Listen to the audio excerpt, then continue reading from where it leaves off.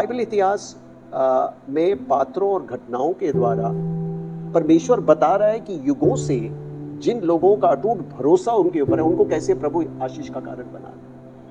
सृष्टि बेडोल थी, पूरी पृथ्वी अंधियारे में थी। परमेश्वर का वचन निकला और सृष्टि बदलती चली गई, सृष्टि का निर्माण हो गया। इस वचन में आज भी ताकत है। बिल्कुल, क्योंकि वो तो फिर धर्म का काम हो गया।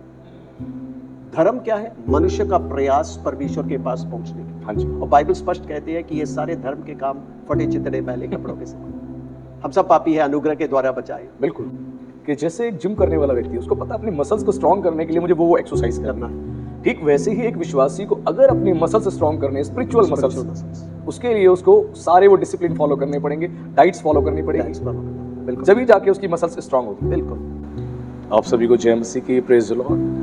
मेरे प्रिय, एक बार फिर से आप सभी का स्वागत है हमारे इस प्रोग्राम में जिसका नाम है पॉडकास्ट विद गॉड्स पीपल। एक बार फिर से इस पॉडकास्ट को हम करने जा रहे हैं परमेश्वर के अनुग्रह के द्वारा, और आज के इस पॉडकास्ट के द्वारा बहुत आशीषित होने जा रहे हैं, क्योंकि बाइबल इस प्रकार कहती है, बुद्धिमान के बोलने से लोग चंगे हो जाते हैं। जब परमेश्वर का वचन सटीकता से और परमेश्वर के ज्ञान के अनुसार लोगों को दिया जाता है तो लोग चंगे होते हैं, ना केवल आत्मिक रीति से वरन शरीर से भी वो चंगाई को प्राप्त करते हैं, क्योंकि परमेश्वर का वचन शारीरिक और आत्मिक दोनों हमारी जरूरतों को पूरा करता है। और आज के जो हमारे गेस्ट हैं और परमेश्वर के अनुभवी सेवक हैं, जो लंबे समय से प्रभु की सेवा कर रहे हैं, और पूरे भारत में और दिल्ली शहर में सभी लोग उनको जानते हैं उनकी सेवकाई की वजह से और उनके स्वभाव की वजह से, वो है पास्टर लाजी पॉल।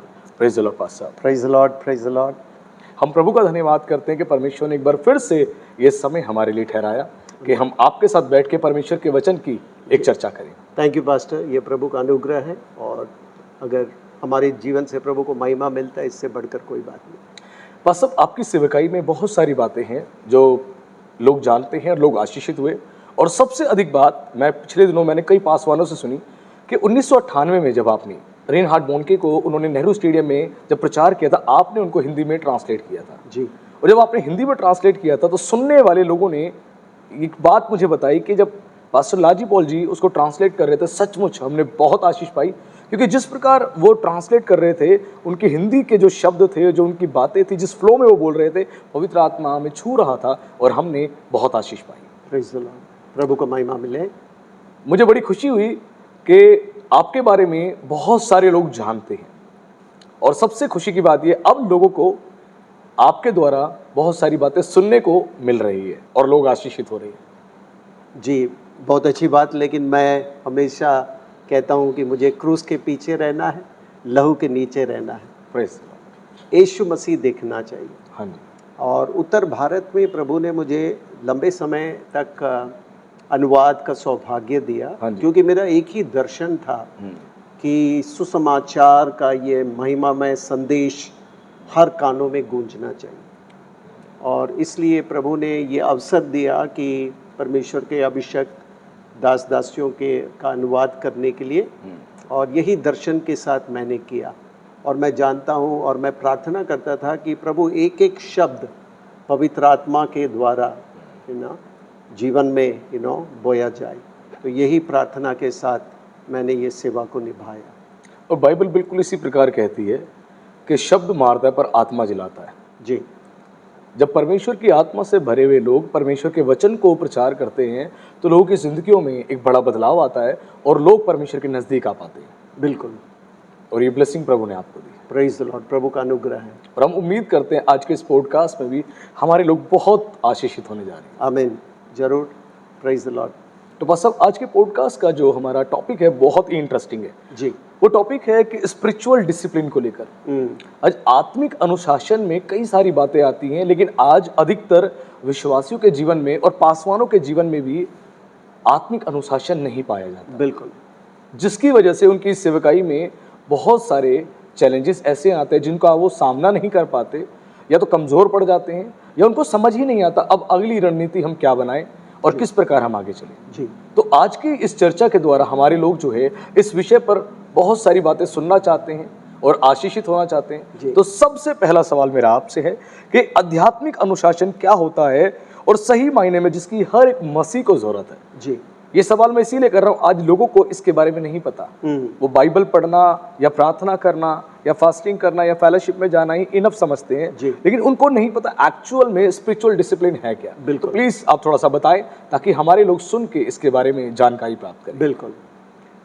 जब हम सुसमाचार को पढ़ते हैं हाँ जी। और सुसमाचार को ग्रहण करते हैं, ये सुसमाचार हमें स्पष्ट तौर से बताता है कि हमारी धार्मिकता, पवित्रता और महिमाकरण सब कुछ प्रभु यीशु मसीह ने क्रूस पर प्रावधान कर दिया है। पहला कोरिन्थी 1:31 में पौलुस कोरिन्थ के विश्वासियों को कहता है और कहता है इसलिए जो घमंड करता है वो प्रभु में घमंड करे। और जब सुसमाचार के इस सत्य को हम समझते हैं कि हमने धार्मिकता पाया सेत मेत में, कोई हमने कार्य नहीं किया, ये उसका अनुग्रह है, तो संपूर्ण समर्पण के लिए यही प्रेरणा का कारण है कि हमको जो पाप के दलदल में, भजन 40 में भजन गाने वाले के दलदल के कीच में पड़े थे, सत्यानाश के गड्ढे में, प्रभु ने उभारा, हमारे पाँव को चट्टान पर रखा, हमारे मुंह में नया गीत दिया। इतना अद्भुत है कि जब हम सुसमाचार का प्रकाशन कोई पाता है तो हमारे पास और कोई विकल्प नहीं, केवल संपूर्ण समर्पण। ये समर्पण किसके लिए? कि समर्पण का लक्ष्य है प्रभु का उद्देश्य को पूरा करना, और वो क्या है? यीशु मसीह मेरे जीवन से संसार को दिखाई दे। Praise the Lord. यही लक्ष्य है। हाँ जी। प्रभु ने हमें बदला है, झूठा राजा शैतान के राज्य से निकाला है और सच्चा राजा यीशु मसीह का प्रतिनिधित्व हम कर रहे हैं। अब हमारे हृदय का राजा वो है। हम संसार को बताएंगे कि यीशु राजा क्या जीवनों में कर सकता है, शब्दों से अधिक जीवन और आचरण से। Praise the Lord. यहीं पर आध्यात्मिक जीवन का अनुशासन महत्वपूर्ण है कि जब हम आध्यात्मिक जीवन के अनुशासन कर्तव्य के रूप में नहीं, प्रेम के आधार पर करते हैं तो आसान हो जाता है। हाँ जी। प्रार्थना, वचन का मनन, संगति जो बुनियादी है, और भी बहुत है, उपवास, प्रार्थना, आराधना, दान, बहुत कुछ है। हाँ जी। लेकिन इसका लक्ष्य क्या है? यीशु के अनुरूप हमें बनाना। अब याद रखना है कि हमको कभी भी नहीं सोचना कि आध्यात्मिक जीवन के अनुशासन हम अपने प्रयास से करेंगे, बिल्कुल नहीं। क्योंकि वो तो फिर धर्म का काम हो गए। धर्म क्या है? मनुष्य का प्रयास परमेश्वर के पास पहुंचने के। हाँ जी। और बाइबल स्पष्ट कहती है कि ये सारे धर्म के काम फटे चितड़े मैले कपड़ों के समान।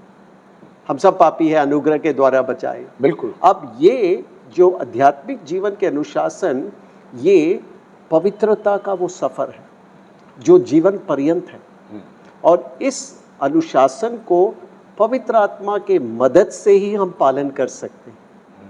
इसलिए प्रभु ने कहा, मांगो तो तुम्हें दिया जाएगा, ढूंढो पाओगे, खटखटाओ खोला जाएगा। अगर तुम बुरे होकर अपने बच्चों को भली वस्तु देना जानते हो तो स्वर्गीय पिता पवित्र आत्मा उनको क्यों नहीं देगा जो उसे मांगेगा। तो पवित्र आत्मा सहायक आत्मा है, वो हमें प्रार्थना करने के लिए मदद करेगा। हाँ जी। वचन का प्रकाशन मिलने के लिए मदद करेगा, संगति में परमेश्वर का प्रेम देगा कि हम दूसरों से प्यार करें, क्षमा करें और संगति में बढ़ सकें। तो आध्यात्मिक जीवन के अनुशासन जब पवित्र आत्मा के मदद से हम पालन करते हैं, देयर इज अ ट्रांसफॉर्मेशन। और ये जीवन पर्यंत यात्रा है, रातों रात नहीं। हाँ जी। क्योंकि हम पाप भरे संसार में रहते हैं, पाप की छींटे पड़ते हैं, कभी हमारे पाँव लड़खड़ा जाते हैं, लेकिन प्रभु ने अनुग्रह का साधन हमें दिया है कि प्रार्थना, वचन, संगति, प्रभु का मेज, ये सब हमको क्या करता है? धीरे धीरे यीशु के अनुरूप करता है। इसलिए आध्यात्मिक जीवन के अनुशासन बहुत ही महत्वपूर्ण है और चेलापन में इसका अहम भूमिका है। हाँ जी। जी नहीं, बिल्कुल आपने ठीक कहा। और आज जो हमारे लोग हैं, विश्वासी लोग और पासवान, अधिकतर लोगों के साथ यही प्रॉब्लम है कि एक अनुशासन उनके जीवन में, यानी आत्मिक अनुशासन नहीं है जी। और जिसकी वजह से वो सेवकाई में तो परेशान होते ही हैं और साथ ही साथ अपने पारिवारिक जीवन में भी वो परेशान होते रहते हैं। जी। जैसा कि आपने कहा, वो बहुत ज़रूरी है जी। और इसके बारे में हमारे लोगों को समझ होनी भी ज़रूरी है। बिल्कुल। जैसे हम एग्जाम्पल के तौर पे ऐसे भी मान सकते हैं, जैसे शरीर को फिट रखने के लिए हम एक्सरसाइज करते हैं, अच्छा भोजन खाते हैं, बिल्कुल। ताकि हमारा शरीर स्वस्थ रहे। बिल्कुल। ठीक इसी प्रकार आत्मिक अनुशासन जो है वो हमें आत्मिक तौर से स्वस्थ रखने के लिए बहुत जरूरी है। बिल्कुल। अच्छा भोजन खाना भी जरूरी है। बिल्कुल।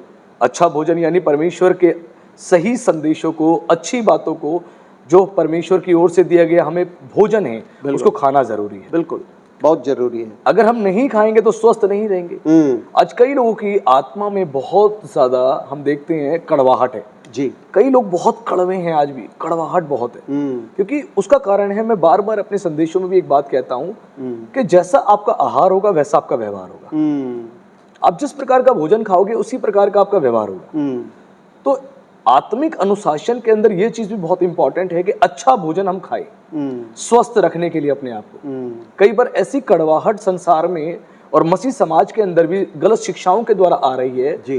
कि लोग जो है उनको खाते खाते इतने कड़वे होते जा रहे हैं, उनका स्वाद इतना बेकार होता जा रहा है कि कोई उनको पसंद नहीं करता। या लोग उनके द्वारा आशीष तो नहीं प्राप्त कर रहे लेकिन उनके द्वारा ठोकर खा रहे हैं। जी। तो बहुत जरूरी है एक आत्मिक अनुशासन, डिसिप्लिन। तो डिसिप्लिन को सब थोड़ा डिस्क्राइब कीजिए, किस प्रकार एक अनुशासन को कोई रख सके, क्योंकि ये जो हम बात चर्चा कर रहे हैं बहुत इंपॉर्टेंट विषय है। बिल्कुल। इसे बुनियादी शिक्षा हम मान सकते हैं। बिल्कुल। क्योंकि इसके बिना तो इमारत ऊपर नहीं बनने वाली। तो प्लीज आप साझा करें थोड़ा सा। बहुत अच्छा सवाल पास्टर आपने किया है और ये महत्वपूर्ण है, और जो आपने बिल्कुल सटीक सत्य कहा है। और मैं पहला तीमुथियुस 4 अध्याय में ये पद पढ़ूंगा। हाँ जी। क्योंकि देह की साधना से कम लाभ होता है, पर भक्ति सब बातों के लिए लाभदायक है, क्योंकि इस समय के और आने वाले जीवन की भी प्रतिज्ञा इसी के लिए है। ये बात सच और हर प्रकार से मानने के योग्य है। आमीन। अब आपने सही कहा, जब इस पापमय संसार में रहते हैं तो हम परमेश्वर के राज्य का प्रतिनिधित्व करते हैं। हाँ जी। और अक्सर क्या होता है कि शत्रु का वार होता है हमें विश्वास से डामाडोल करने के लिए। संसार का वार होता है, संसार की प्रणालियों का नियंत्रण शत्रु ही करता है। हाँ जी। शरीर से, क्योंकि हम टूटे हुए शरीर में रहते हैं, शरीर में भी हमारा टूटापन का संघर्ष है। अब ये तीनों संघर्ष में कैसे हम मजबूती से रह सकते हैं? आध्यात्मिक जीवन, ये साधना, it is called a spiritual discipline. जैसे लोग जिम में जाते हैं और अपना मसल्स बनाते हैं और वो कहते हैं ये एक्सरसाइज करने से बाइसेप्स होगा, ये करने से ये होगा, और इससे भी बढ़कर है आत्मिक तंदुरुस्ती। हाँ जी। और एक प्रकार का उसको क्या बोलते हैं, इंग्लिश में बोलते हैं इम्यूनिटी, अवरोधक पैदा करना। इम्यूनिटी को पैदा करना है against the world, flash and the enemy, और पाप के विरुद्ध। कि जब हम आध्यात्मिक जीवन के अनुशासन को पालन करेंगे, हमारे अंदर एक इम्यूनिटी आएगा। मतलब जब पाप आएगा तो तुरंत हम पश्चाताप करेंगे, प्रभु मैंने गलती किया, क्योंकि प्रार्थना में प्रभु बोधवान करेगा। वचन जो प्रभु ने हमारे पाँव के लिए दीपक और मार्ग के लिए उजियाला है, वो हमें बोधवान करेगा। संगति में जब हम निभाते हैं तो आप बोलेंगे भाई ये तो गलत है, आपको प्रभु के मार्गों में चलना है। तो मैंने आपके लिए अपने लिए क्या है, सुरक्षा का एक कटघेरा बनाया। आध्यात्मिक जीवन का जो अनुशासन सबसे अधिक क्या करता है, हमारे जीवन को परमेश्वर के लक्ष्यों के लिए उपलब्ध कराता है। हाँ जी। और जब हम इस प्रकार चलते हैं, हम अपनी पहचान केवल प्रभु और प्रभु यीशु मसीह से पाते हैं।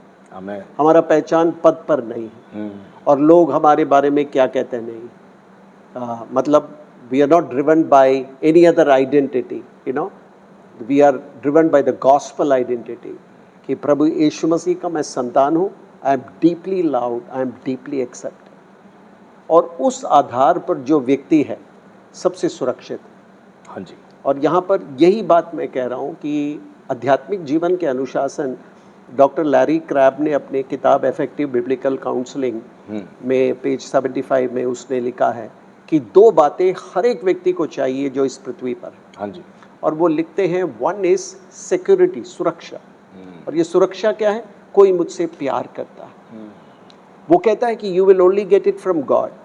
मानवीय प्रेम में कमी है, घटी है।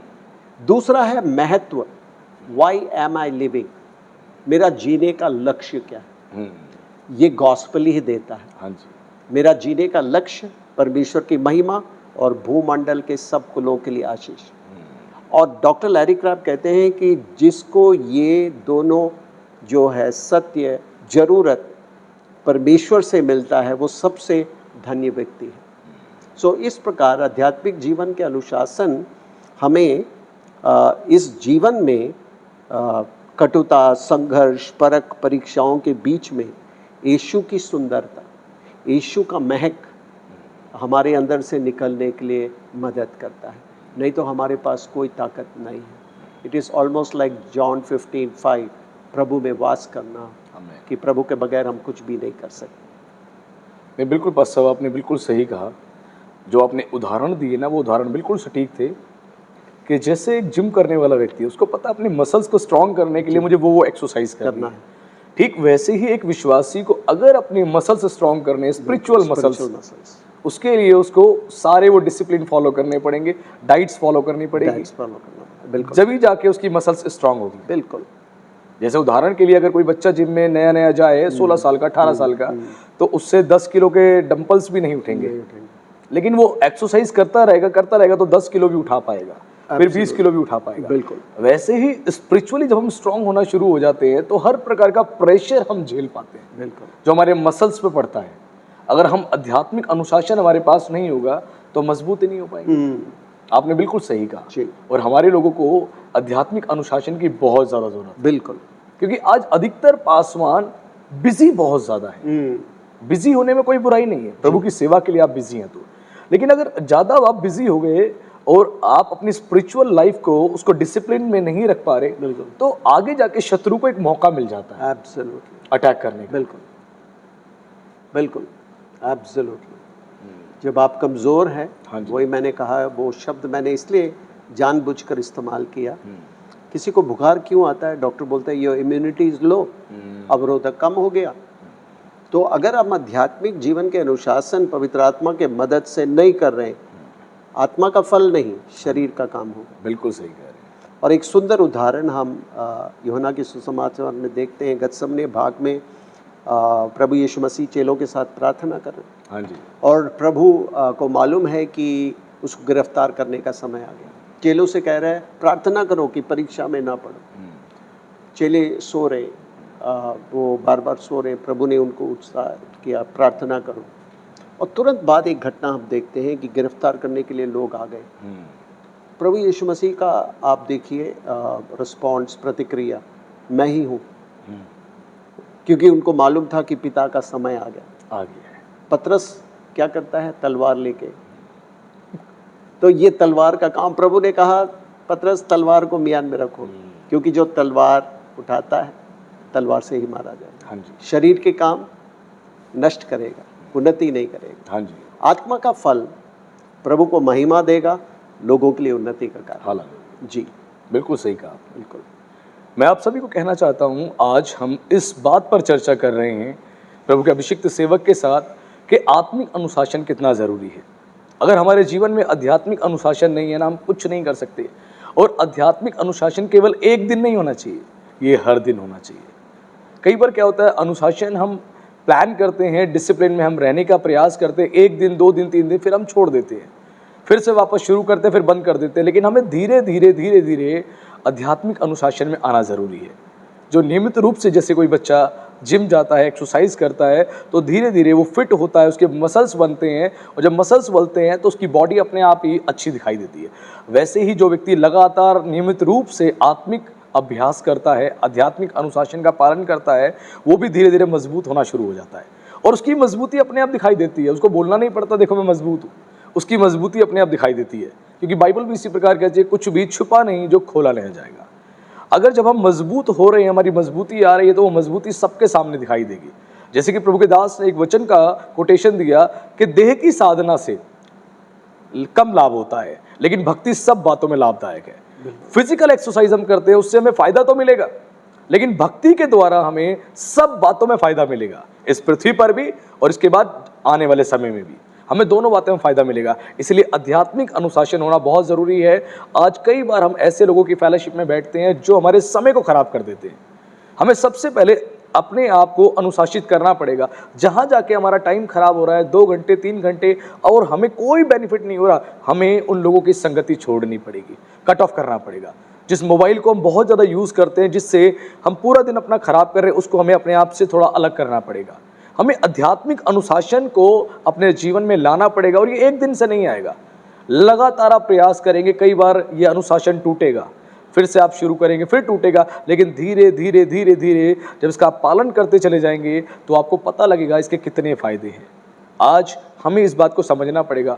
एक बच्चा जब स्कूल में जाता है, स्कूल में जाने का एक समय होता है, एक अनुशासन होता है कि 8 बजे उसे स्कूल में पहुंचना है और उसके बाद उसको 8 बजे से लेकर 12:30 बजे तक वहां स्कूल में बैठना है। वो एक डिसिप्लिन में रहता है, उसको पता है कि इससे पहले मैं नहीं जा सकता। ठीक उसी प्रकार ये हमें समझ होनी चाहिए कि हमारे जीवन में भी आध्यात्मिक अनुशासन ज़रूरी है कि हमें प्रेयर करनी है, हमें वचन अध्ययन करना है, हमें फेलोशिप में बैठना है, हमें इन बातों के ऊपर अपने ध्यान को लगाना है। जब हम इन कामों को करते हैं तो धीरे धीरे हमारी ग्रोथ होती है, डेवलपमेंट होती है, तब जाके हम प्रभु का काम कर पाते हैं। अगर हमारे जीवन में आध्यात्मिक अनुशासन नहीं है ना, मैं सच बता रहा हूँ आपको, बहुत कुछ हम करना चाहते हैं लेकिन कर नहीं पाते। क्यों? हमारी खुद की स्पिरिचुअल लाइफ में डिसिप्लिन नहीं है, और डिसिप्लिन होना बहुत ज़रूरी है। जैसे कि प्रभु के दास ने हमें बताया, वो होना बहुत ज़रूरी है। अगर वो नहीं है तो बहुत कुछ हम करना तो चाहेंगे लेकिन कर नहीं पाएंगे। इसीलिए इस बात को हमें सीखना बहुत ज़रूरी है। हाँ जी, हमारे श्रोतागण के उत्साह हाँ, ज़रूर ज़रूर ज़रूर कि बहुत बार हम सोचते हैं अरे ये जो पास्टर्स है यही आध्यात्मिक जीवन कर सकते हैं, मैं नहीं कर सकता हूँ। बिल्कुल नहीं। सुसमाचार हमें स्पष्ट बताता है कि ये एक स्वयं सुधार का संदेश नहीं है। कल्वरी क्रूस पर प्रभु यीशु मसीह ने हमारे लिए सब कुछ पूरा कर दिया। बिल्कुल सत्य है। अगर हमारे अंदर कोई कमी है, कोई घटी है, हम क्रूस की ओर देखें। यही मैं श्रोतागण को बताऊंगा। प्रभु यीशु मसीह का सुसमाचार हम सबको बदल सकता है, इसमें सामर्थ्य। आमीन। आपके जीवन में कोई भी कमी, कोई भी घटी, आप कभी मत सोचिए मेरे से नहीं होगा, कुछ लोगों से नहीं होगा। प्रभु सबसे प्यार करता है। आमीन। और ये सुसमाचार हमें बदल दिया, हमें बदल रहा है और एक दिन पूरी तौर से बदलेगा। आमीन। It is complete. So it is not only for a few. Jesus is calling everybody in his kingdom, come, follow me, obey my spiritual disciplines, क्योंकि आपके द्वारा मैं अपनी महिमा भूमंडल के सबको लोगों को दिखाना चाहता हूँ। हालेलुया। ये जीवन आचरण से, शब्दों से नहीं। बिल्कुल ये प्रभु करता है, ये प्रभु का काम है। अगर हम इच्छुक है, समर्पित करेंगे, प्रभु करेगा। Thank you.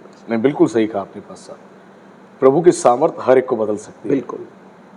प्रभु ने हमें बदला, हमें बदला। जो हम इस लायक नहीं थे कि आज प्रभु का काम कर पाए, Absolutely. उसने हमें चुना, हमें बदला, तो प्रभु सबको बदल सकता है। Absolutely. बिल्कुल। तो पास्टर, अगला सवाल मेरा आपसे है, एक मसीह को अच्छे ढंग से बाइबल किस तरह पढ़नी चाहिए जिससे वह मसीह परमेश्वर के वचन को सही रीति से सीखे? ये सवाल मैंने इसीलिए किया, आज ये मैक्सिमम लोगों के सवाल हैं आज तक। कैसे बाइबल पढ़ें हम कि हम परमेश्वर के वचन को सीखें, हम वचन को समझें, वचन की डेप्थ में हम जा पाएं?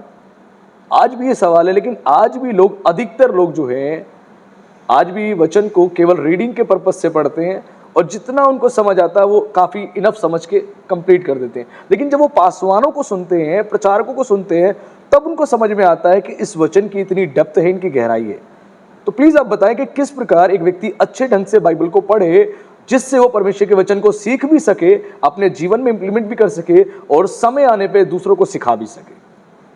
बहुत अच्छे सवाल है पास्टर जी। और ये प्रभु का वचन, एक तो हमें एक सही समझ या प्रकाशन चाहिए। हाँ जी। कि मत्ती 4:4 में यीशु मसीह ने कहा, मनुष्य केवल रोटी से जीवित नहीं रहता है लेकिन हर एक वचन जो परमेश्वर के मुख से निकला है। ये प्रकाशन हमारे अंदर आना चाहिए कि वचन के बगैर, हम इस वचन के बगैर हम कुछ भी नहीं कर सकते। यूहन्ना 6:63 में यीशु मसीह ने कहा, शरीर नाशमान है, आत्मा जीवनदायक। जो बातें मैंने तुमसे बोला वो आत्मा और जीवन है। हमने शुरू में आध्यात्मिक जीवन के अनुशासन के बारे में देखा, और अगर हम देखेंगे कि मनुष्य मूल तरीके से आत्मा, प्राण, शरीर बनाया गया। हाँ जी। आत्मा का चेतना परमेश्वर के साथ था, इसलिए आदम की वाटिका में परमेश्वर आदम से बात करता था। लेकिन जब उसने पाप की आज्ञा उल्लंघन किया तो क्या हो गया कि वो आत्मा का चेतना प्रभु के साथ नहीं हट रहा। गया। अब क्रम बदल गया। अब वो शरीर और फिर प्राण और आत्मा पाप और अधर्म में मरा पड़ा है और वो परमेश्वर की कोई भक्ति नहीं कर सकता। शारीरिक व्यक्ति क्या सोचता है? मत्ती 6 में लिखा है, क्या खाना है, क्या पीना है, क्या पहनना है। आध्यात्मिक बातों के बारे में रुचि नहीं। बिल्कुल ये सत्य। उसका गलती नहीं है। पाप के द्वारा परमेश्वर के प्रति उसका चेतना खो गया और ये चेतना पुनर्स्थापित मनुष्य अपने प्रयास से नहीं कर सकता। हाँ जी। इसलिए परमेश्वर ने अपने पुत्र यीशु मसीह को भेजा कि वो क्रूस का प्रावधान, क्रूस पर देखता है कोई और कहता है, प्रभु मैं पापी हूँ, मेरे पाप को क्षमा कर। क्या होता है? पाप और अधर्म से प्रभु हमें साफ करता है, धार्मिकता का वस्त्र ओढ़ता है और तब हमारा आत्मा का चेतना परमेश्वर के साथ पुनर्स्थापित होता है। पवित्र आत्मा के द्वारा उसको फिर से अब्बा पिता करके पुकारते हैं। अब देखिए, यहाँ पर जब आत्मा का चेतना फिर से स्थापित हो गया, आपको बढ़ना है कि नहीं? हाँ जी। आप खाना नहीं खाएंगे तो कमजोर होंगे। बिल्कुल। आप आत्मिक भोजन नहीं करेंगे तो क्या हो जाएगा? कमजोर हो जाएंगे। उसके लिए प्रभु का वचन महत्वपूर्ण है। You have to feed on the word of God. This is powerful. प्रभु के दास पौलुस तीमुथियुस का कहता है, हर एक वचन ईश्वर प्रेरित है। एक्चुअली दैट वर्ड इज रूहा, there is God's breath on this. यहोवा परमेश्वर ने आदम को बनाया, उसके नथनों में जीवन का श्वास फूंका, वो जीवित प्राणी हो गया। That same power is in this word. और ये जब हमारे अंदर है, प्रभु का वचन को छोड़कर हम कुछ नहीं कर सकते। हमें मनन करना है क्योंकि हमारे पास ताकत नहीं है। हमें पाँव के लिए दीपक चाहिए, मार्ग के लिए उजाला चाहिए। इतना अंधकार में हम घूम रहे हैं और इसके बगैर हम क्या कर सकते हैं? बिल्कुल सही। और जब हम इसको प्रभु का एक प्रेमपूर्ण पत्र के रूप में देखते हैं ना, we want to hear what the Lord is saying. क्या बोल रहा है मेरा प्रभु? और ये जो है, यही है, कर्तव्य के रूप में नहीं। कर्तव्य अरे पढ़ना है, कौन सा पढ़ेंगे? भजन 117, सबसे छोटा भजन। सच है। भजन 119 बहुत सुंदर भजन है, which talks about the beauty of God's word. प्रभु के वचन की श्रेष्ठता के बारे में बताया और ये वचन ट्रांसफॉर्मेटिव है, ये हमें बदल सकता है। इसके अंदर सामर्थ्य है क्योंकि ये परमेश्वर का वचन। इसलिए हमें वचन को खुद पढ़ना है और सुनना है। मौखिक परंपरा के लोग सुनते हैं। हाँ जी। जैसे हमारी मंडली में बहुत लोग सुनते हैं, पढ़ नहीं पाते हैं। लेकिन आँख की पट्टियों से और कान के पट्टियों से हृदय की पट्टी में आता है। आमीन। और तब क्या होता है? जीवन रूपांतरित होता है। हाँ जी। This is not only head knowledge. Yes, we process it with the head, but it transforms the heart. तब हमारे hands, legs को affect करता है, actions affect करता है. That's why the word is very important. नहीं, बिल्कुल आपने सही कहा। आज हमारे अधिकतर लोग को यही चीज़ नहीं समझ आती कैसे हम बाइबल पढ़ें। लेकिन आपने चीज़ें बताई कि ज़रूरी है कि बाइबल को हम सही ढंग से पढ़ें और पढ़ने के लिए हमारी आत्मा को भोजन मिलना ज़रूरी है जी। क्योंकि जैसा कि आपने कहा, बिल्कुल मत्ती 4:4 का उदाहरण दिया कि मनुष्य केवल रोटी से नहीं, परमेश्वर के मुख के निकले हुए हर एक वचन से जीवित रहेगा। अगर यही हम बात देखते कि परमेश्वर के वचन में इतनी ताकत है कि हमें जीवित रख सकता है, बिल्कुल वो उदाहरण है हमारे पास। मूसा 40 दिन 40 रात परमेश्वर के पास रहा, केवल परमेश्वर का वचन सुन रहा था, वो जीवित रहा। यीशु 40 दिन 40 रात निराहार रहा, वो जीवित रहा। इस वचन में ताकत है। बिल्कुल आपने सही कहा, ये वचन हमें बदल सकता है। इस वचन में बिल्कुल सामर्थ है। सृष्टि बेडोल थी, पूरी पृथ्वी अंधियारे में थी, परमेश्वर का वचन निकला और सृष्टि बदलती चली गई, सृष्टि का निर्माण हो गया। इस वचन में आज भी ये ताकत है। बिल्कुल। आज हमारे लोग जब बाइबल पढ़ते हैं, बाइबल पढ़ने के लिए उनको जरूरी है, सबसे पहले जिस भी अध्याय को पढ़ते हैं पास साहब, एक बार उसकी पृष्ठभूमि को पढ़ना जरूरी है। अगर कोई भी चैप्टर पढ़ रहे हैं, उसकी पृष्ठभूमि एक बार पढ़नी जरूरी है। बिल्कुल। इंट्रोडक्शन को पढ़ना जरूरी है कि वो बुक क्यों लिखी गई है, किस पर्पस से लिखी गई है। क्योंकि रीडिंग करने वाला व्यक्ति सोचता है मैं स्टडी कैसे करूं। ओके। मेन प्रॉब्लम ये, ओके, तो स्टडी कैसे करूं वो उसको नहीं पता, स्टडी कैसे करनी है। वो इसीलिए एक दिन में एक पूरा चैप्टर खत्म कर देता है। स्टडी करने वाला एक चैप्टर को 30 दिन लगा देता है। जी, ये दोनों में अंतर है। जी जी जी। क्योंकि स्टडी वाले को पता है एक एक वर्ड के पीछे मीनिंग है। बिल्कुल। एक एक शब्द के पीछे इतनी गहरी बातें कही गई है जो हमें नहीं पता। इसीलिए कई बार मैं संदेशों में एक चीज बताता हूँ अपने लोगों को कि अगर परमेश्वर का वचन सीखना है तो हमें 4 बातें सीखनी जरूरी है। हिस्ट्री, ज्योग्राफी, कल्चर और ग्रामर। इन चारों बातों को अगर हम जानते हैं या चारों बातों को सीख रहे हैं तो परमेश्वर के वचन को हम सीख सकते हैं। जैसे उदाहरण के तौर पे प्रभु यीशु मसीह ने एक बात कही अपने चेलों को कि कब मैं आऊंगा इस विषय में कोई नहीं जानता, ना स्वर्ग के दूत, ना ही मैं जानता हूं, केवल पिता जानता है। अब जो प्रभु ने ये बात बोली, आज कई लोग यही कहते हैं प्रभु को खुद नहीं पता कि प्रभु कब आएंगे। अब पिता, पुत्र, पवित्र आत्मा तीनों सेम स्टेटस है, तीनों का, तीनों एक ही है, लेकिन फिर भी लोग कहते हैं कि प्रभु को खुद नहीं पता। प्रभु ने ये बात क्यों बोली? क्योंकि कल्चर की भाषा थी। कल्चर में जब भी यहूदियों में विवाह होता था तय किसी लड़के का, तो उसके पिता खुद कहते थे कि मैं बताऊंगा किस दिन जाना, लेकिन बेटे को पता है कि किस दिन विवाह होने वाला है। लेकिन जब बेटे से कोई पूछता तो बेटा कहता पिताजी जानते हैं, मैं नहीं जानता। तो जब तक हमें कल्चर नहीं पता होगा, हम उसी प्रकार वचन को पढ़ेंगे, उसी प्रकार समझ लेंगे। इसलिए कल्चर भी हमें समझना जरूरी है। या तो बहुत से बार आम विश्वासियों के लिए एक चुनौती है कि इतिहास और सांस्कृतिक संदर्भ और ये सब परिस्थिति को जानने के लिए, इसलिए मैं हमेशा उत्साहित करता हूँ। एक तो बाइबल अध्ययन करना है तो क्रमबद्ध तरीके से आप पढ़िए। बिल्कुल सही कहा। ऐतिहासिक किताब पेंटेटुक, पंचग्रंथ शुरू कीजिए, ऐतिहासिक किताब कीजिए, कविता की किताब कीजिए, भविष्यवाणी की किताब कीजिए, सुसमाचार और कलीसिया के इतिहास, प्रेरितों के काम, प्रेरित पौलुस की 13 पत्रियाँ, 8 अन्य पत्रियाँ, प्रकाशित वाक्य, क्रमबद्ध तरीके से पढ़ेंगे। और जवानों से मैं जरूर कहूँगा कि नीति वचन का कम से कम एक अध्याय रोज पढ़िए। ये आत्मिक टॉनिक है, आपके लिए आत्मिक टॉनिक है नीति वचन किताब के, वेरी इंपॉर्टेंट। तो एक सरल मार्ग है कि जैसे वचन का जो हम व्याख्या करते हैं तो बोलते हैं लेखक का अभिप्रेत मतलब समझना, ऑथर्स इंटेंडेड मीनिंग। राइट। अब उसके लिए आम विश्वासियों के लिए हो सकता है देयर टाइम बाउंड और all, but we have to take time. टीका, गुड कमेंट्रीज बहुत इंपॉर्टेंट है। दीज आर, ये व्याख्या के औजार हैं, बाइबल स्टडी के औजार हैं जो बहुत इंपॉर्टेंट है। तो please invest in good commentaries, okay, please listen to good podcast and YouTube videos। अच्छे प्रभु के दास हैं जो व्याख्या करते हैं। तो ये आप क्या कर रहे हैं कि आपके जीवन के लिए निवेश कर रहे हैं। It's not a waste of time. Right. तो जब आप कमेंट्रीज को पढ़ेंगे, यस आपके पास टाइम है तो बहुत अच्छे बाइबल सॉफ्टवेयर है और जिससे आप पैसेज का जो है लेखक का अभिप्रेत मतलब समझ सकते हैं, संदर्भ को समझ सकते हैं, ऐतिहासिक भूमिका को समझते हैं। तो आपने बिल्कुल सही कहा कि there is an effort involve, क्योंकि आपको खजाना मिलना है तो कुछ प्रयास तो करना पड़ेगा। बिल्कुल सही कहा आपने। ये ठीक उसी प्रकार का उदाहरण है जैसे छोटी मछलियाँ जो होती हैं वो समुद्र में ऊपर ही पाई जाती हैं, आराम से शिकारी उसको शिकार बना लेता है। लेकिन शार्क मछली जो होती है वो समुद्र की गहराई में होती है, जितनी आसानी से उसको शिकारी शिकार नहीं बना सकता।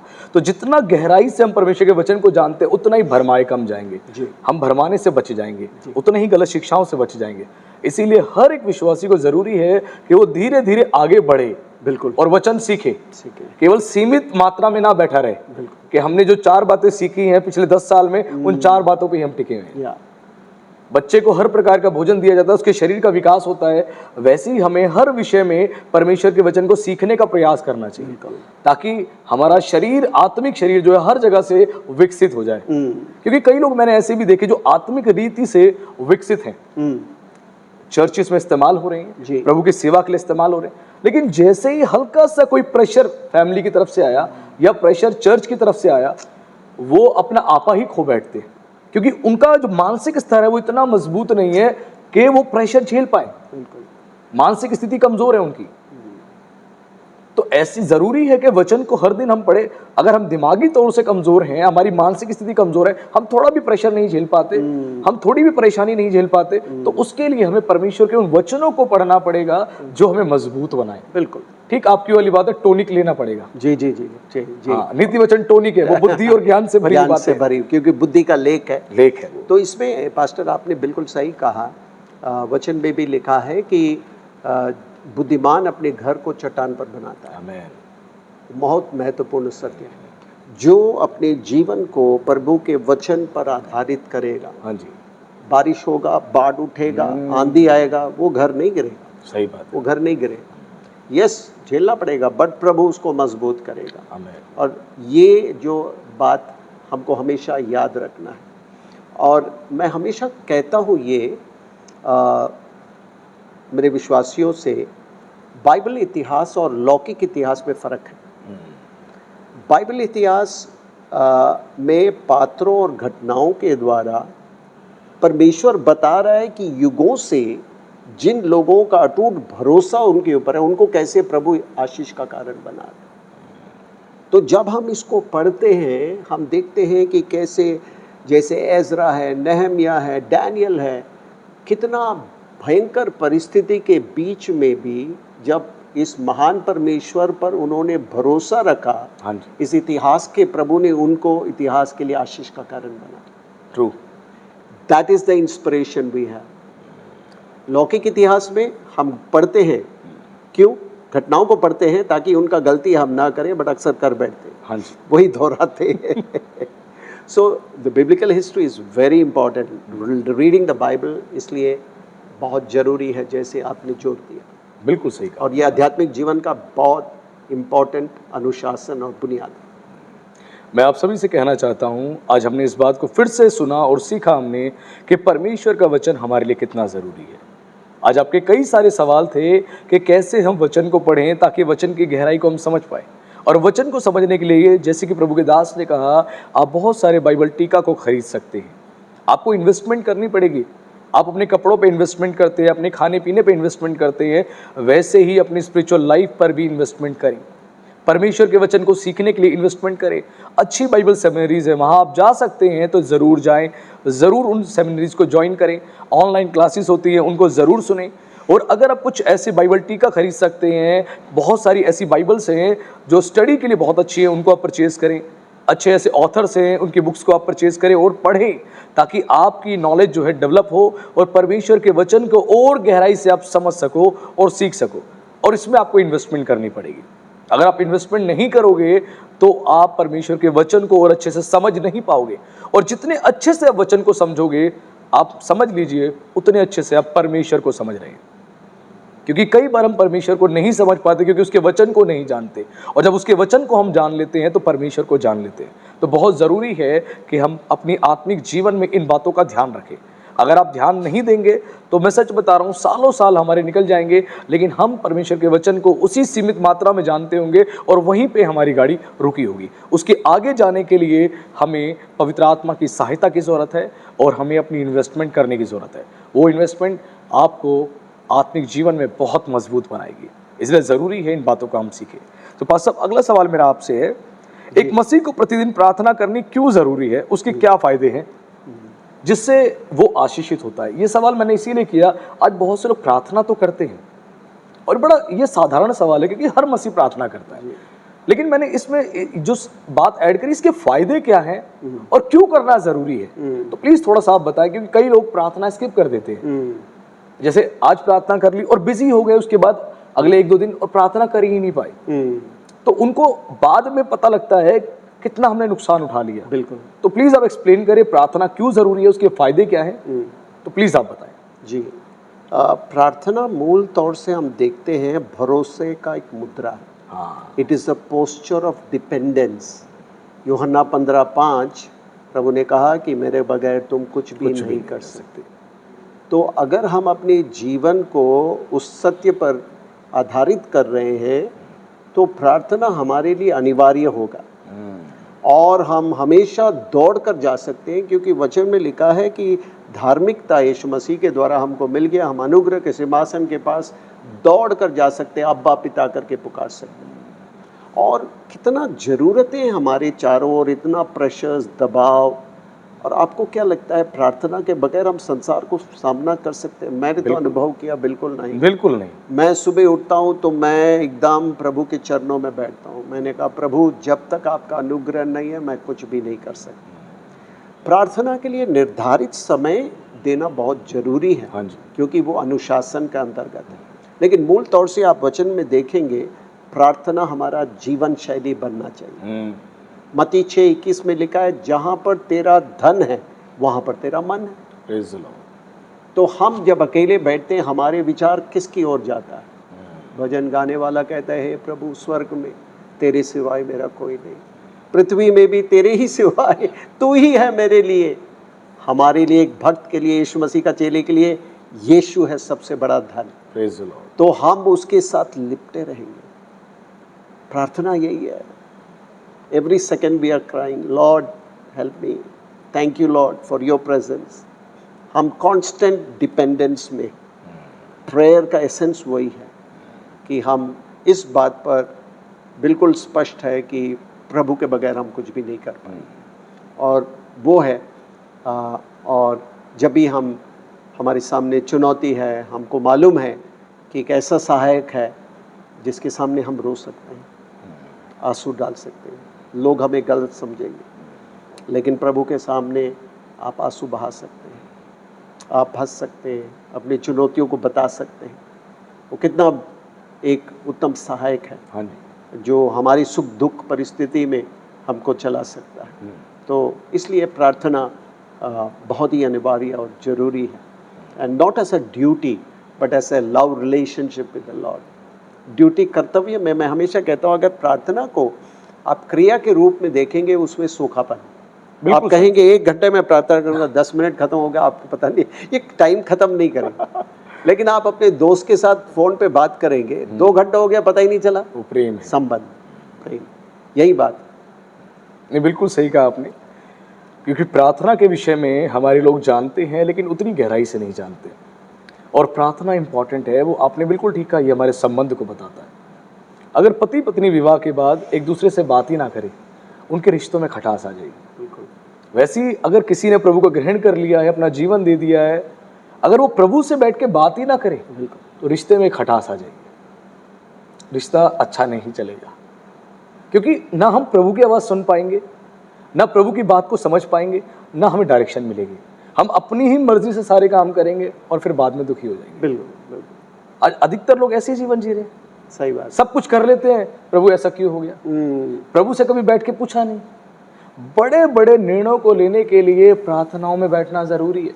100%, बिल्कुल। कलीसिया में नियुक्ति करनी है किसी की, तो प्रार्थनाओं में बैठना जरूरी है। यस। अगर हमें युद्ध लड़ना है तो प्रार्थनाओं में बैठना जरूरी है। बिल्कुल। हर दिन हम आत्मिक युद्ध में, बिना प्रार्थना के हम युद्ध ही नहीं लड़ सकते। नहीं कर सकते। और प्रभु ने भी ये बात सिखाई अपने चेलों को, जागते रहो, प्रार्थना करते रहो, ताकि परीक्षा में ना पढ़ो। प्रेयर छोड़ने का मतलब है परीक्षा में पढ़ना। शैतान कई प्रकार के प्रलोभन लेके आता है और ट्रैप करने का प्रयास करता है। हमने प्रेयर छोड़ी, उसने हमें पकड़ लिया और बाद में हम परेशान हो जाते हैं। तो प्रेयर, बिल्कुल आपने सही कहा, प्रार्थना बहुत जरूरी है और प्रार्थना के बिना कुछ भी नहीं, कुछ भी नहीं।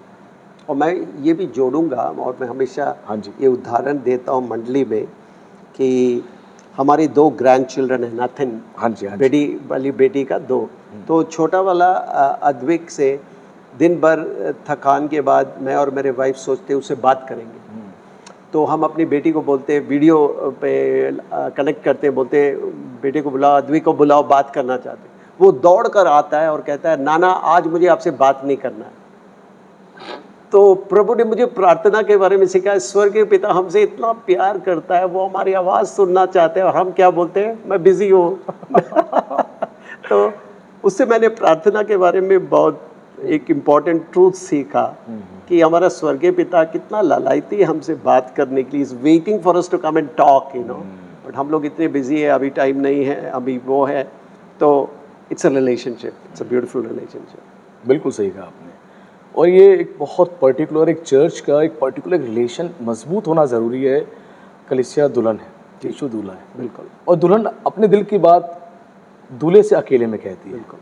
जब तक हम दूल्हे के पास बैठेंगे नहीं, अपने दिल की बात बताएंगे नहीं, दूल्हा हमारी तकलीफ़ों को, हमारी परेशानियों को कैसे दूर करेगा। अब घर में मान लीजिए मेरी वाइफ है, मैं घर में जाता हूँ, उसको कोई परेशानी है, वो मुझे बताएगी नहीं, तो मैं कैसे उसकी प्रॉब्लम को सॉल्व कर पाऊँ। राइट। वैसे ही हमारे लोगों को अपनी सारी बातों को प्रभु से करना ज़रूरी है। जरूर। ये एक विश्वास को, एक निर्भरता को दर्शाता है। बिल्कुल। जो बहुत इंपॉर्टेंट है। बिल्कुल। मैं आप सभी को कहना चाहता हूँ, प्रार्थना के विषय में आप में से बहुत से लोग बहुत कुछ जानते होंगे, लेकिन आज एक बार फिर से इन बातों को आप तक पहुंचाया जा रहा है, क्योंकि ये वो बुनियादी बातें हैं जो बातें आपके आत्मिक जीवन को संभाल कर रखती हैं। हम यीशु मसीह के बारे में पढ़ते हैं, यीशु भोर को उठता था जब अंधेरा होता था, और उस समय जाके वो प्रार्थना करते थे, और फिर दिन में जैसे अपने चेलों से वो फ्री होते थे, मिनिस्ट्री से फ्री होते थे, फिर जाके प्रार्थना करते थे। हम सांझ को देखते जैसे ही फ्री होते थे फिर जाके प्रार्थना करते थे। यानी जब परमेश्वर का पुत्र इतनी प्रार्थनाएं करता है और इतनी प्रार्थनाएं वो करता था, तो इट मीन्स हमें कितनी ज्यादा प्रार्थनाओं की आवश्यकता है, हमें सीखने की जरूरत है। जब हम प्रार्थना नहीं करते हैं तो हम परमेश्वर की आवाज को नहीं समझ पाते हैं। हम प्रार्थना नहीं करते हैं, हम शत्रु की चालों को नहीं समझ पाते हैं। हम प्रार्थना नहीं करते हैं, हम परमेश्वर की सामर्थ को नहीं प्राप्त कर पाते हैं। और जितनी हम प्रार्थनाएं करते हैं उतना ज्यादा हम प्रभु की बातों को समझ पाते हैं। क्योंकि यदि आप घुटने टेकोगे तो परमेश्वर शैतान के घुटने टिकवा देगा, और आप अगर घुटने नहीं टेकोगे तो वो आपके घुटने टिकवा देगा। इट मीन्स प्रेयर बहुत इंपॉर्टेंट है। प्रेयर को हम हल्के में ना ले। प्रार्थना अद्भुत रीति से कार्य करती है, क्योंकि बाइबल कहती है धर्मी जन की प्रार्थना के प्रभाव से बहुत कुछ हो सकता है। बिल्कुल, आप लोग प्रभु के लहू से धोए गए लोग हैं। आप सबको धर्मी प्रभु यीशु मसीह ने ठहराया है, हमें धर्मी प्रभु ने ठहराया है। हमारी प्रार्थनाओं में बहुत ताकत है। हमारी प्रार्थनाओं से परमेश्वर देश को बदल सकता है। हमारी प्रार्थनाओं से परमेश्वर देश की परिस्थिति को बदल सकता है, हमारे घर, हमारी कलीसिया को बदल सकता है। ये प्रार्थना बहुत जरूरी है, इसीलिए प्रार्थनाओं को हल्के में ना लें। हम चेलों के बारे में पढ़ते हैं, चेले प्रार्थना करने में, वचन प्रचार करने में लौलीन रहते थे। आज हम प्रार्थनाओं से दूर हैं। आज हमें प्रार्थनाओं में बैठने की आवश्यकता है। मैं सच बता रहा हूं, आज हर विश्वासी को प्रभु के पास बैठने की आवश्यकता है। आज भी पिता राह देख रहा है कि दिन भर से हम अपने कामों से फ्री होकर जब घर जाएंगे तो क्या अपने पिता के पास बैठेंगे। जैसे कि प्रभु के दास ने कहा, वो घर जब पहुंचते हैं फ्री होके तो अपने नाती को जब कॉल मिलाते हैं, बात करने के लिए कहते हैं, नाती जब मना कर देता है तो वो फील करते हैं इस चीज को कि प्रभु आज भी आवाज सुनने के लिए हमारी, वो आज भी इच्छुक है, वो प्रेम से भरा रहता है और वो चाहता है हम उसके चरणों में बैठें, हम उससे बातें करें। मार्था और मरियम प्रभु के चरणों में बैठी थी, प्रभु की बातें सुन रही थी। मार्था काम में लगी थी। यीशु ने काम करने वाले को ज्यादा अप्रिशिएट नहीं किया, लेकिन अपने चरणों में बैठने वाले को अप्रिशिएट किया। बोला सबसे उत्तम मार्ग इसने चुन लिया है। आज आप कहाँ बैठ रहे हैं? अगर प्रभु के चरणों में आप बैठते हैं तो आपने सबसे उत्तम मार्ग चुन लिया है। अगर प्रभु के चरणों में नहीं बैठते हैं तो विश्वास मानिए आप प्रभु से बहुत दूर हैं, क्योंकि प्रार्थना ही आपको मजबूत बनाएगी, प्रार्थना ही आपके जीवन का निर्माण करेगी। प्रार्थनाओं ने हमें बदला है, प्रार्थनाओं ने आज पूरे विश्व को बदला है। ये प्रार्थना आपको भी बदल सकती है। यदि आज कोई कहता है आपकी शराब नहीं छूटेगी, कोई कहता है बुरी आदत नहीं छूटेगी, आप प्रार्थनाओं में बैठें। वो प्रार्थना की सामर्थ आपको बदल के रख देगी, आपको ट्रांसफॉर्म कर देगी और आप प्रभु की महिमा अपने जीवन में देखेंगे। इसलिए ज़रूरी है हर दिन प्रार्थना करें। ये प्रार्थना आपका आत्मिक भोजन है और इसको जितना खाएंगे उतना ज़्यादा आत्मिक रीति से आप मजबूत हो जाएंगे। तो पास साहब, अगला सवाल मेरा आपसे है, क्या उपवास रखना हर मसीह को ज़रूरी है और उपवास रखने से आत्मिक फायदे क्या है? ये बड़े कॉमन सवाल मैं आपसे पूछ रहा हूँ। हमारे लोग सुन के शायद उनको हंसी आ रही होगी जी, लेकिन इसके जब उत्तर और इसके ऊपर जब चर्चा वो सुन रहे हैं तब उनको समझ में आ रहा है ये कितनी गंभीर बात है। बिल्कुल, क्योंकि फास्टिंग के विषय में मैं इसीलिए पूछ रहा हूँ। कई लोग कहते हैं उपवास रख के फायदा क्या है? उपवास रखना क्या कोई आज्ञा है या हमारी मर्जी है? और उपवास यदि रखेंगे तो उसका फायदा क्या है? तो प्लीज आप बताएं, फायदा क्या है और क्या प्रभु की आज्ञा है? आध्यात्मिक जीवन के एक अनुशासन है उपवास प्रार्थना। हाँ जी। और मैं एडवाइस करूंगा, अगर आप मेडिकेशन नहीं ले रहे, हाँ जी, अगर आपका तबीयत ठीक है, आप स्वस्थ है, प्लीज़ फास्ट। फास्टिंग का मतलब ये नहीं कि हम परमेश्वर के हाथ को मरोड़ रहे हैं। फास्टिंग का मतलब है हम अपने आप को दीन कर रहे हैं। आमीन। फास्टिंग आप कर रहे हैं और प्रार्थना नहीं कर रहे तो मैं बोलूँगा आप डाइटिंग कर रहे हैं। Fasting with prayer is meaningful. आप देखिए इतिहास के पन्नों में, बाइबल के इतिहास में देखिए कि दानियल ने प्रार्थना किया, उपवास किया। एजरा नेहमिया ने फास्टिंग में प्रभु के चरणों में, अंत्योकिया की कलीसिया उपवास प्रार्थना में प्रभु के चेहरे को खोज रहे थे। तब वो कॉल आ गया, मिशनरी कॉल। तो फास्टिंग प्रेयर, इवन आप जॉन नॉक्स का, जॉन वेस्ली का, अगर आप चर्च हिस्ट्री में पढ़ेंगे, प्रभु के भक्तों ने जब अपने आप को दीन किया, नम्र किया और उपवास किया तो हम देखते हैं परमेश्वर के राज्य का उन्नति, परमेश्वर के लक्ष्यों की पूर्ति होता है। इवन हमारे व्यक्तिगत जीवन में अगर हम सचमुच आत्मिक तौर से बढ़ना चाहते हैं और परमेश्वर की योजनाओं में उपयोगी होना चाहते हैं, तो fasting is very important discipline. Fasting and prayer, that's important. नहीं, बिल्कुल आपने ठीक कहा, क्योंकि आज कई लोग जो है फास्टिंग को आपने सही कहा डाइटिंग बना दी है उन्होंने। पूरा दिन बिजी रहेंगे, ना प्रेयर कर पाएंगे, ना बाइबल को अध्ययन कर पाएंगे, ना ही वर्शिप कर पाएंगे, और लेकिन फास्टिंग में पूरा दिन वो बिजी हैं, पूरा दिन सारे कामों में निकाल दिया, लेकिन फास्टिंग में। तो कई बार मैं कहता हूँ अगर फास्टिंग में रह के आप प्रेयर नहीं कर पा रहे, प्रभु के आगे रिपेंट नहीं कर पा रहे, अपने हृदय को प्रभु के आगे रख नहीं पा रहे आप, तो वो फास्टिंग नहीं डाइटिंग है। बिल्कुल। और कई लोग तो डाइटिंग भी नहीं, कई लोग तो भूख हड़ताल करते हैं कहते हैं फास्टिंग में जाके प्रभु हमारी मांगे पूरी करो, हमारी मांगे पूरी करो। जी। जैसे यूनियन होती थी कंपनी के अंदर, अगर उनकी जरूरतें पूरी नहीं हुई तो क्या करते थे वो, कंपनी का शटर डाउन और बाहर बैठ के एक ही बात कहते हैं हमारी मांगे पूरी करो। आज कई लोग ये प्रभु एग्जाम में पास करा दो, मैं उपवास में बैठा हूँ, प्रभु मुझे संतान दे दो, मैं उपवास में बैठा हूँ, प्रभु मेरा विवाह नहीं हो रहा, मेरा विवाह करा दो, मैं उपवास में बैठा हूँ।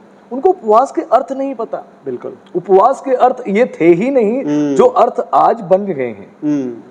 उपवास के अर्थ बिल्कुल आपने ठीक, उपवास का मतलब है खुद को दीन करना, नम्र करना, क्योंकि बाइबल भी कहती है तुम दीन बनोगे परमेश्वर शिरोमणि बनाएगा, तुम नम्र बनोगे तो महिमा तुम्हारे ऊपर आएगी। बिल्कुल। और जब तक हम नम्र नहीं बनेंगे, दीन नहीं बनेंगे, तो प्रभु का काम कर ही नहीं पाएंगे। तो फास्टिंग इंपॉर्टेंट है, क्योंकि प्रभु ने भी फास्टिंग के बारे में मत्ती 6 में प्रभु ने कहा प्रभु ने ये नहीं, जब तुम उपवास करो, प्रभु ने ये नहीं कहा कि ये कोई ऑप्शन है, ऑप्शन नहीं है, ये तुम्हारी आत्मिक जरूरत है। जी। अब कई लोग ये भी कहते हैं कि ये आज्ञा है, नहीं, आज्ञा नहीं दी गई, लेकिन ये बोला गया तुम्हारी आत्मिक जरूरत है। प्रभु ने इसको आज्ञा के रूप में नहीं बताया, लेकिन प्रभु ने कहा जब तुम उपवास करो। बिल्कुल। यानी तुम्हें उपवास करना बहुत जरूरी है, ये आत्मिक अनुशासन का एक हिस्सा है। उपवास नहीं करेंगे हम डिसिप्लिन में नहीं आएंगे। और बहुत से आत्मिक सत्यों के बारे में जो हमें प्रकाशन मिलना है नहीं मिलेगा। बिल्कुल सत्य है। जैसे परमेश्वर ने यशायाह भविष्यद्वक्ता के द्वारा इस्राएल राष्ट्र से कहा 58 अध्याय में, जिस उपवास से मैं प्रसन्न होता हूँ वो क्या ये नहीं कि अन्याय से बने हुए दासों और अंधेर सहने वालों का जुआ तोड़कर उनको छुड़ा लेना और सब जुओं को टुकड़े टुकड़े कर देना। अब यहाँ पर प्रभु क्या कह रहा है कि prayer and fasting firstly changes me before it changes others. True.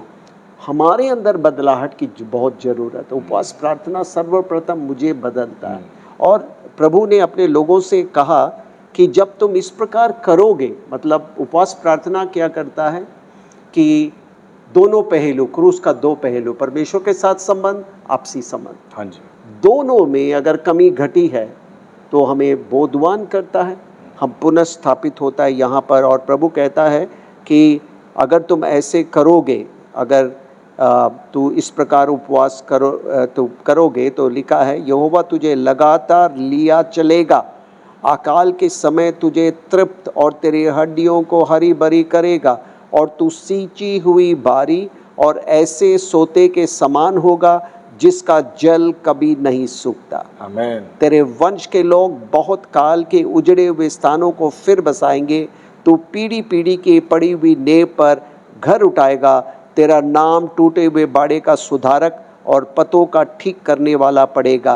ये प्रभु का वचन। आमीन। ये प्रभु का गहरी बात, बहुत गहरी बात।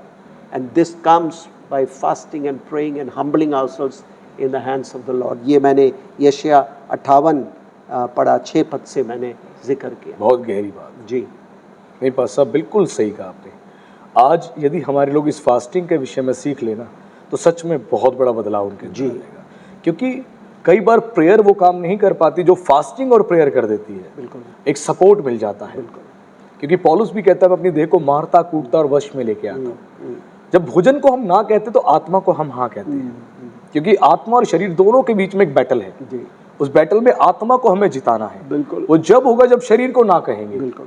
क्योंकि शरीर तो हमारा हर पल आत्मा के ऊपर प्रबल होना चाहता है, ना हमें प्रार्थना करने देगा, ना वो हमें बाइबल स्टडी करने देगा, और ना ही हमें आध्यात्मिक अनुशासन में बैठने देगा, लेकिन इसको हमें बिठाना है। बिल्कुल। जैसा कि हमने बात करी बिल्कुल आपने सत्य कहा। मैं आप सभी से बड़ी गहरी बात आज कहना चाहता हूँ, इस बात को हमें समझना ज़रूरी है। इस उपवास के बारे में जो हमने चर्चा करी, ये उपवास प्रभु से ये कोई ज़रूरत को मांगने के लिए नहीं है, उपवास खुद को दीन बनाने के लिए है, जैसा कि वचन में लिखा है। क्योंकि प्रभु ऐसे ही उपवास से प्रसन्न होता है जिसमें हम खुद को दीन करते हैं, हम नम्र करते हैं, प्रभु की आज्ञाओं को मानते हैं, उसकी इच्छा पर चलने वाले बन जाते हैं। तो जितनी ब्लेसिंग्स, जितनी प्रतिज्ञाएं परमेश्वर ने बताई है, वो सारी हमारे ऊपर, हमारी जनरेशन पे फ्लो होती है। बिल्कुल। प्रभु ने भी अपने चेलों को एक बार उपवास के विषय में सिखाया और प्रभु ने उनसे कहा, जब वो एक दुष्ट आत्मा नहीं निकाल पाए तो प्रभु ने बोला कि ये जातियां बिना प्रार्थना और उपवास के नहीं जाती हैं। कौन सी दुष्ट आत्माएं? दुष्ट आत्माओं को यदि आपको निकालना है तो फास्टिंग में आपको रहना पड़ेगा। प्रेयर और फास्टिंग में रहने से हम दुष्ट आत्माओं को निकाल पाते हैं, दुष्ट आत्माओं से लोगों को आज़ाद कर पाते हैं। इसलिए फास्टिंग में रहना बहुत ज़रूरी है। फास्टिंग में बहुत पावर है, हम इसको हल्के में ना लें, क्योंकि ये आध्यात्मिक अनुशासन का एक हिस्सा है। प्रभु ने अपनी सेवा शुरू करने से पहले भी 40 दिन फास्टिंग करी। मूसा को भी परमेश्वर ने 40 दिन उपवास में रखा और परमेश्वर ने अद्भुत रीति से इस्तेमाल किया। उपवास आपको आगे बढ़ने के लिए सहायता करता है और बाइबल के गहरे गहरे प्रकाशन, गहरी गहरी बातें, उपवास में जब खुद को दीन करके, नम्र करके प्रभु के पास बैठते हैं तो प्रभु प्रकाशनों को देता है। आज जितने भी महान सेवकों से आप पूछेंगे, वो जरूर इस बात को कहेंगे कि हमने उपवास में प्रभु के आगे अपने आप को दीन किया और परमेश्वर ने अपने वचन के गहरे प्रकाशन हम पर रिलीज किए। इसी प्रकार उपवास आपको बदलता है, आपके जीवन को ट्रांसफॉर्म करता है। नहीं पास साहब, आज के इस पॉडकास्ट में बहुत सारी बातें परमेश्वर ने अपने लोगों तक पहुंचाई और सचमुच हमारे लोगों ने आज बहुत कुछ सीखा और आने वाले दिनों में बहुतों की जिंदगी बदलने जा रही है। आमीन। और हमारे पॉडकास्ट का जैसा मकसद मैं बताता हूँ, एक व्यक्ति है जी, जितने लोग सुन रहे हैं, अगर उनमें से किसी एक व्यक्ति से भी प्रभु ने बात करी, उनका हृदय बदल गया, मन बदल गया, जीवन बदल गया, हमारा आपके साथ बैठना, आपका समय देना, हमारी चर्चा करना सफल हो गया। क्योंकि प्रभु के राज्य में एक व्यक्ति की भी कीमत बहुत बड़ी, बहुत बड़ी। तो सचमुच प्रभु महान है। आमीन। प्रभु का हम धन्यवाद करते हैं इस कीमती समय के लिए और लोगों को प्रभु ने आशीषित किया इसके लिए। यदि आप हमारी सेवकाई के द्वारा आशीषित हो रहे हैं और प्रभु आपके हृदय में इस कार्य में सहभागी होने की इच्छा डाल रहे हैं, तो आप दिए गए QR कोड को स्कैन करके या दी गई बैंक डिटेल्स के माध्यम से और गूगल पे के माध्यम से अपनी भेंटें हमें भेज सकते हैं। प्रभु आपको बहुत आशीष दे।